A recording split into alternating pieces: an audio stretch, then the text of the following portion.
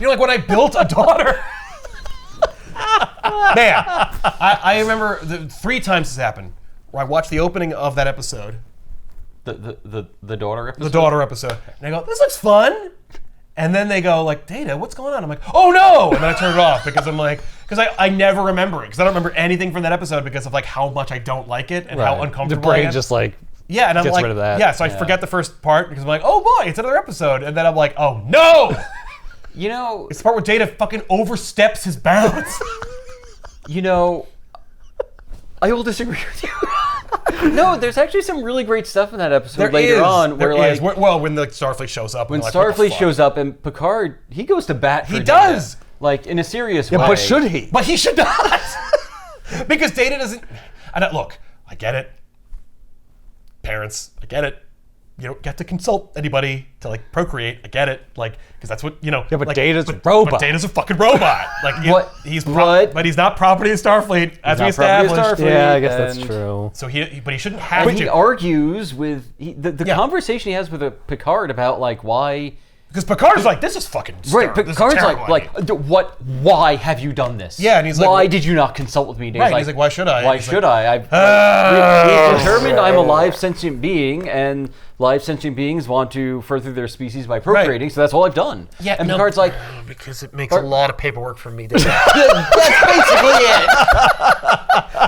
You don't know how much heat I caught just by justifying your existence. Like, just making you sentient, declaring you sentient caused a lot of problems at Starfleet that I am going to inherit, which is why we're on this mission in the first place, which is why we don't go to Earth very often. Because when we do, I get updated on the Persona non situation. grata. Yeah, they're like, Earth. they have all these like decommissioned datas in like a fucking warehouse somewhere, like all the ET fucking Atari cartridges. Well, I guess we can't have these anymore. And they just throw them onto a moon. Well, it's like slavery's back on our menu, boys, after season 1 of Picard. Yeah, they just throw that right out the window. They're like, let's get back the guy who played Maddox, but also we're going to ignore the fucking lesson of the episode he's in. Cool. What? Also, is Picard having sex with that Romulan? Gross. You. What are you doing? She's no longer a fucking employee. She's a concubine. I don't think he is. I think, no, but season 3, he's definitely stripping her. Oh yeah. Season 3, she's like, I love you, goodbye. Yeah. Why do I feel like I'm never going to see you again? It's like, because you're not. I thought it was. Because you're not a member of the original crew. I thought it was like she was more like a daughter to him. I got like Pornhub daughter kind of fun. Stepdaughter. Yeah. Or like a Oh, stepdad! like a platonic I'm stuck in the laundry companion. department. What? Like a platonic companion. Yeah. No, they're like they were- they're like there was- fondling in the season. Yeah. Really? Yeah. She's like on his lap, like touching his face. Yeah. No. There's in some season 3. There's some hanky panky going on. Yeah. there for sure. Yeah, and Crusher's like, They shouldn't do that. no, it's horrible, and that's weird because that's the good season. Yeah. That's Well, why I have we say feelings the about it. I'm good like, season, but I mean the bar is so It's so low. low. It's incredibly so low. low. Yeah, but it's set by those movies, it's set by everything. all of them. Yeah, all of it. Yeah. Yeah, Everything since. Everything How since could- since the end of the show. Here's a question, right? How was TNG so good? Right. It's actually a number of factors, I believe. Here's a couple of them. Ready? There is some level of like integrity involved at the production level, right? Like there's a consistency. There's actually, I want to say it's precedent, you know, because like Rick Berman is integrally involved in that show, yet he doesn't get off the chain until the movies when his influence is terrible. So it's like he's in check. Roddenberry's in check. Like even like, you know, it's like, oh, just let Gene cook, and it's like, no. Right. Then you get season 1. Right. Like that's him being like, I'm Star Trek off the leash, and I'm like, oh, well then put that leash back on, Gene. And as I understand it, you were probably into that leash in the first place. But haha. Anyway, but you got like oversight, and like it's the same reason why Batman the Animated Series was so good, because you had a lot of creative people, and they all no one had more authority than the other. Sure. And there was a level of like, leave them alone from like the studio, but a fear of cancellation. Right.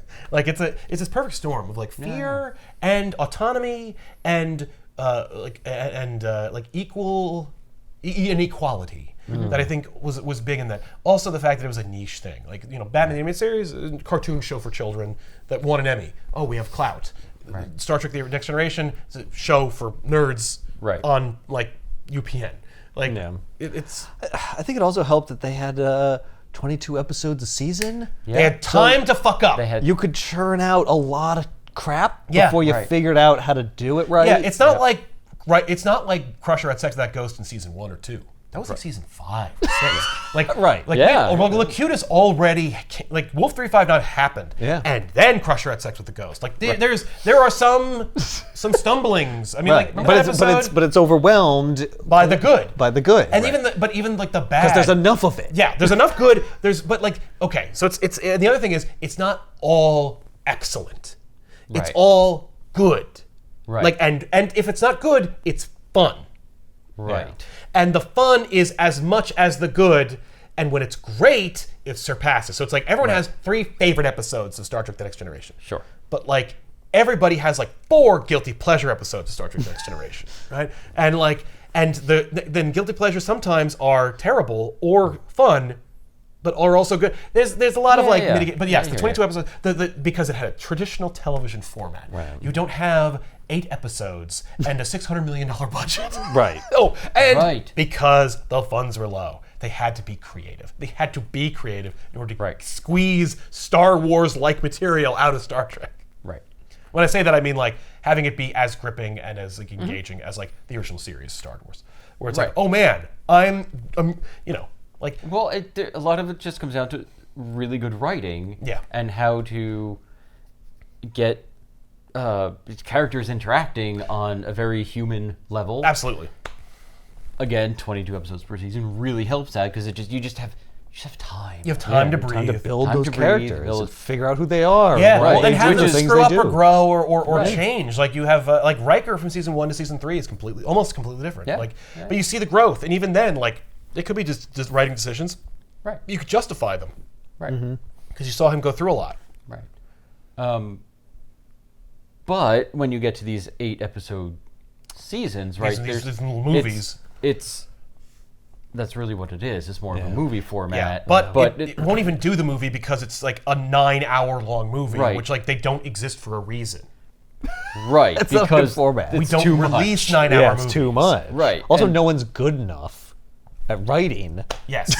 to put all these pieces together. I mean, not no one, but it's very rare that you have these massive even things that all hold together and are consistently well written throughout. Modern television, very hard. right? The modern television format, which predates the 8-episode streaming service. Even that, like Breaking Bad. Everybody hails Breaking Bad or The Sopranos. That had 22 episodes a season, multiple seasons, time to grow, to do the thing that television is good at. Right. Television needs room to breathe. In fact, that's the best time to have room to breathe. It's why people prefer TV to movies sometimes. Not all the time, but why there's any kind of argument to be made for television. If TV was just movies, then people would just like movies. It would just be the end of it. And people would be I don't have any preference. It's all the same thing to me. Right. And ignoring what television does and the format for television is to, betray it. You're hurting TV by being no, I'm just making an 11-hour movie that has one plot. That's the other thing. Subplots. Yes. And filler episodes. Right. Filler episodes are some of my favorite episodes of any show everywhere. Or filler scenes. I genuinely think there are people on TikTok who think that movies have filler scenes, which is to say character building scenes where nothing happens. Because those are some of the best scenes in movies. They're called sequences. And they have moments that allow characters to grow, evolve, or at least interact. It's part of the reason why everyone likes the Marvel Cinematic Universe so much. And they don't even know they do. And why the MCU sucks now. Because there aren't any of those. There's a sequence that everyone loves. It's everyone's favorite fucking moment from the MCU. And it's the scene where they all try to lift Thor's hammer. Oh, why is that such a great scene? Because you have 9 characters, and they're all distinct, and they all have had movies So we've established their shit. And now they're sitting and having cocktails and hanging out with each other and just chewing the scenery. That is fun. And it's needed for these kinds of like ensemble pictures. Like you need... it's like season 7 or 6 or 7 of TNG, where everyone like knows each other and they're friendly and you know them. Right. You're familiar with them. They get to play with it. And you feel like you're part of it. Right. Or even the first 10 freaking minutes of like Star Trek V. Oh my God. You're just camping with these You're dudes. just camping with the original series. And there's nothing is happening. Right? They're singing row your boat. Right. Like there's nothing. The only thing that's happening is that you are enjoying the fuck out of this. Yes. And Star Trek V is arguably the worst one. And it's like... And when I say that, I only mean because like on every list, it's the worst one. And I'm like, actually, I think that's like my third favorite. Yeah.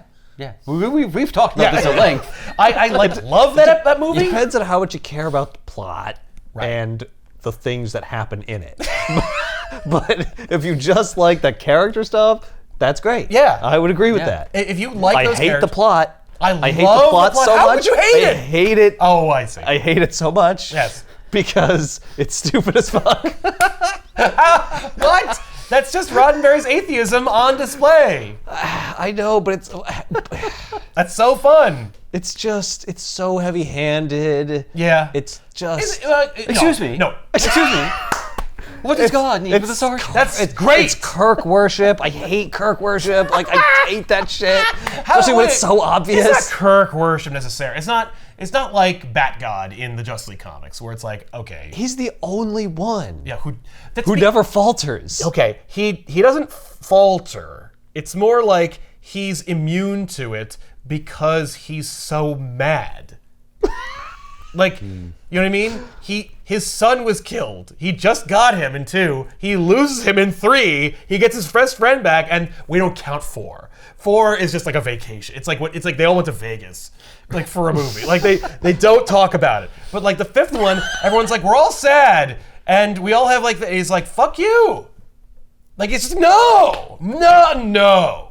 There's nothing. There's nothing. I don't buy it. Nobody else in the entire ship. Who else would? Was able to... I mean, to resist. Spock resisted. Yeah, Spock did. Like he went through the thing because Spock was like, "Oh, we're gonna do it," and Spock's like, "Fine." Yeah. And then Spock doesn't come out of that looking super great, is what I'm saying. But Kirk is the only one who looks like a total badass. No, that's true. Well, he did direct it.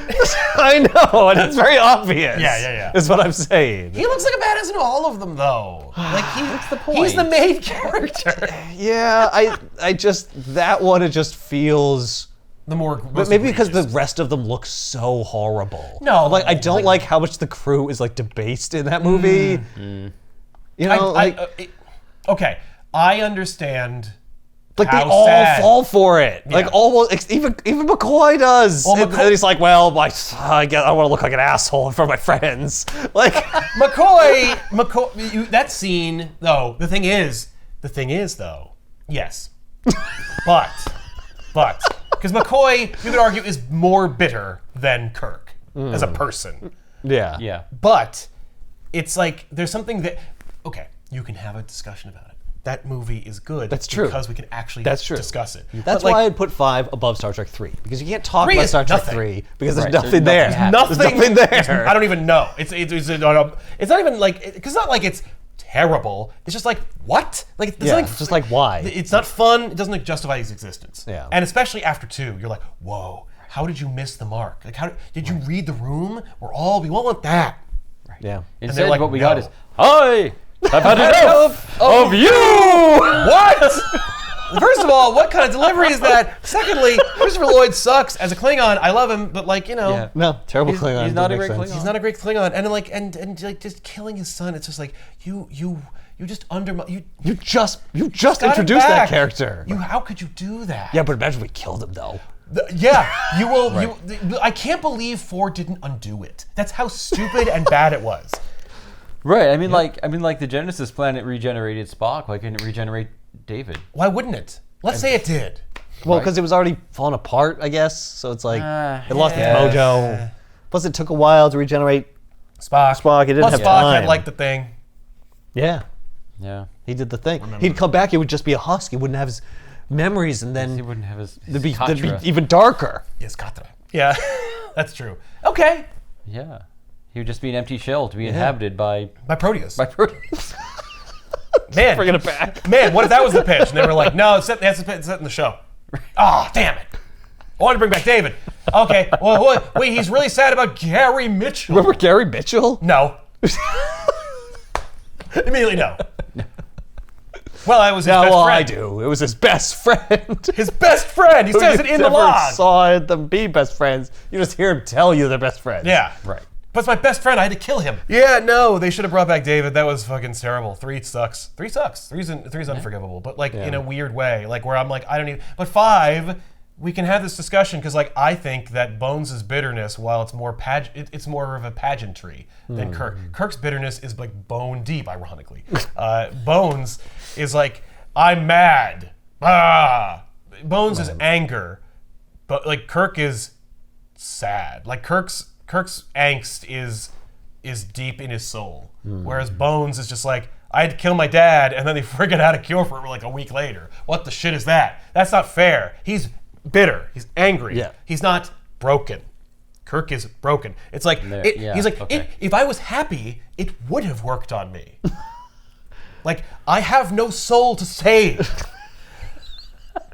Like that's how I interpret it. Where it's like I'm dead. I'm a corpse. I'm a walking corpse, and the only thing that gives me any levity is that my friend isn't dead. Because I got to go on a merry adventure with whales to bring him back. Even my girlfriend from the past fucking ditched me. Yeah. My whale biologist left. Yeah. And said, Whatever I'll happened find to you, her? and then she didn't. So I've looked up what happened to Carol Marcus after. Carol Marcus is the wife. Oh, sorry. Yeah. Oh my God. What? Sorry. I don't remember. David Jillian I've looked fucking up, whatever. I've looked Yeah, up Seventh what's Heaven. happened to the marine biologist, Marine biologist, whose yeah. name is escaping me at the Yeah, moment. whale biologist. It's Jillian. I assume science vessel. So science vessel, right? Because they needed a marine biologist Right. who knew about. As she said it in the whales. movie. Nobody who Yeah, your century knows exactly. anything And about She went whales. on to do things, and there's not a whole lot about it. I mean, it's like- I'm sure there's I- like a novel someone wrote. There's Jillian only Taylor. Who? Jillian Taylor. Jillian Taylor. I wouldn't have even. I would never remember that. No, I would never have known that. Here's the thing. There's only 2. They only brought back 2 whales. 3 if you count the baby. It's like How long is that gonna last? I Oh, gotta yeah, spend no. my entire life with these things because we have to keep them alive. Yes. And we have to breed them as much as possible. I can't take a break. I'm the only one. But she leaves the in only space. one who can take She care doesn't of go to them. Earth. I don't know. That doesn't make any sense. I know. It's just for like a minute, just to learn about space. Like you got to know about space if you're gonna live here. So go to space. So go to and- space for like a month. Do your space rotation. But what if the whales bump into the Golden Gate Bridge? We're gonna have to trust that they can survive for like a minute. They've been living in captivity their whole lives, haven't they? Yeah, they have. In fact, the other one was born in captivity. There's no one that's gonna kill them here. Look, we'll just keep them in a tank for a little while. Wait, which whales do we bring back? The mom and the baby? No, No, we both bring of the back parents. The parents. Yeah. Oh, okay. And then the And baby the- was born as they came back in. Yes. Oh, yeah, okay. The baby was born in the future. Yeah. All right. Phew. Yeah. All right. Oh good. wait, yeah. Yeah, Okay. because they were like there were the 2 of them, and then like they swim out of the ship, and then the 3rd one's there. Okay. All right. No, yeah. really? I believe How? that's Really? what it Somehow is. I I don't remember that at all. I don't remember the birthing I experience. believe at that, all. I don't think they showed it. No, they I'm don't. pretty sure it's there. I could be misremembering. My brain maybe it never was born. Yeah, I don't know. I mean, it definitely is going to be born though. Yeah. We would hope. She was very Otherwise, that pregnant. whole mission was for naught. Yeah. Right. Yeah. And Grace then is pregnant. the probe was going to come back. And Yeah, and like make noise at us until the planet exploded or some shit. yeah, it was. I mean, here's the What reality. the fuck? All they have goddamn to probe. do It's cool looking though. is study the whales for like a year. Yeah. Learn Everything. about how they Scan communicate. them, get a Vulcan thing that's with, come down with a future technology, Yep. and then We like can just churn out whales. We can just whip them yeah, up. we'll Yeah, just I make mean, just run one through the transporter and reflect one of the beams off the moon or something, and then you're like, We got 2 We whales. got 10 whales. Well, we needed something to start with. That's fair. Yeah. Yeah. Okay. So actually, she could do whatever she wants. Yeah, well, good. But she doesn't come back. Well, here's one thing she doesn't want to do. Kirk. She's the one that got away. Yeah. Yeah. One of the other ones that got away. Right, Over yeah. generations, like Apollonia, and I'm like, what the fuck? Oh yeah, that? Apollonia. Who the fuck is that? Yeah. Wait, what? I know Carol Marcus. I know Jillian Taylor. Yeah, and but, like, Apollonia. who's Apollonia? Where the hell did she come from? What movie was she in? There's a lot you don't know about Kirk. Do you? Yeah. I don't know. What? Yeah, why couldn't, since it was... It was the Nexus. He can make up any No, girl he I wanted. know, but since it was the Nexus, and since it didn't matter, Right. it literally didn't matter, why couldn't it have been Carol Marcus? I don't know. Maybe because he's like, well, I No, she's a bitch. She didn't want me. Yeah. Apollonia wanted me. Like, who is she? What episode? No, what movie is she from? we never really explained. No, we didn't. Kirk's life what? before Never. Starfleet. Before? Is it before or after? Remember? Yeah, he's like, I told her that I was leaving That I was leaving. No, to go back to Starfleet. I assumed right, that to go was back to to- go on the ship to be caught in the Nexus. No, it was Like, post. It was post the movie. It was the post movies. 6. Yeah, or no, maybe it was between the show and the movies. Maybe. Maybe. I don't know. It's hard, yeah. Yeah, because Was he living in Colorado or something? I like bet that's it. I bet that's what it is. Because in Star Trek 1, I do believe he's like back. Oh, he's like Because out it's of that. many years in the future. Yeah. And Between- yeah. I don't remember. Okay. I've only seen Star Trek 1 like twice. Yeah, so it's- I've only seen it like half a time. but I remember there was something weird there about Yeah. like how they got on the ship. interesting. Because they weren't like the ship had been. Done. Like somebody else was in charge. Yeah, it was a different group's Yeah, it was ship. the dad from Seventh Heaven. Yes. Yeah. That's weird. Yeah. The dad from Seventh Heaven is the captain of the Enterprise in Star Trek 1. Yeah, The Captain mom Decker. from Seventh Heaven is the whale biologist in 4. Wow. And then, What the fuck? And then Weird. Like then after that, Seventh Heaven was created. What the Right. fuck? That's weird. But were there whales in it? What? No, Seventh Heaven was a weird No, I remember. creepy backdoor drama that was trying to teach people about Midwestern American values, some crap, I don't know. Where it was like, oh, premarital sex is bad. And I'm like, well, then I'm in trouble. So were a lot of people. Oh, Seventh Heaven. Well, yeah. Well, you missed me. Oh, I guess it's not for me. Oh, well, then I guess I have to tune out. Let's see what else is on. Fresh Prince? Yep. Perfect. Bum, bum, ba-dum, bum. Now this. You know what? This is way more fun.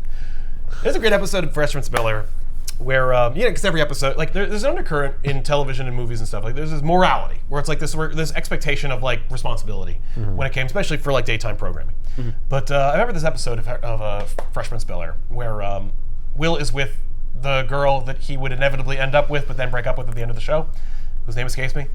And, we're like, there was a whole... I think it's Apollonia. Yeah, Apollonia, yes, thank you. But Will is with Apollonia, and she is like, she's the girl, right? She's in like multiple seasons, I think. Yeah. Last 2 or whatever. Sounds familiar. And he, like, something happens. I vaguely remember it, but like he definitely cheats on her.